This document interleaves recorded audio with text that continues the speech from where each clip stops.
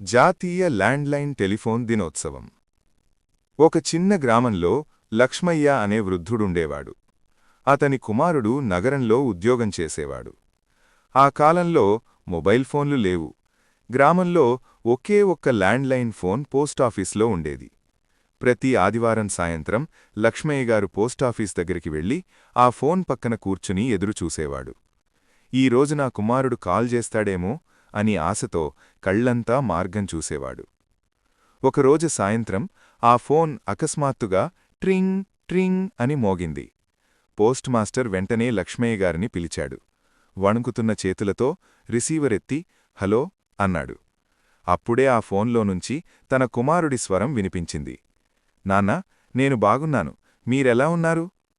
ఆ స్వరం విన్న వెంటనే లక్ష్మయ్యగారి కళ్లలో ఆనంద బాష్పాలు పొర్లాయి. ఎన్నో రోజులుగా ఎదురుచూసిన ఆ క్షణం అతని హృదయాన్ని ఆనందంతో నింపింది.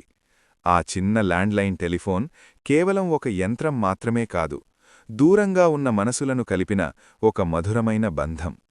ఈరోజు స్మార్ట్ ఫోన్లు, వీడియో కాల్స్ ఉన్నా ఆ కాలంలో ల్యాండ్లైన్ ఫోన్ మోగిన ట్రింగ్ ట్రింగ్ శబ్దం వినిపించిన ఆనందం మాత్రం ప్రత్యేకం.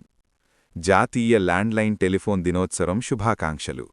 మనసులను దగ్గర చేసిన ఆ మధురమైన జ్ఞాపకాలను మనం ఎప్పటికీ మరిచిపోలేం.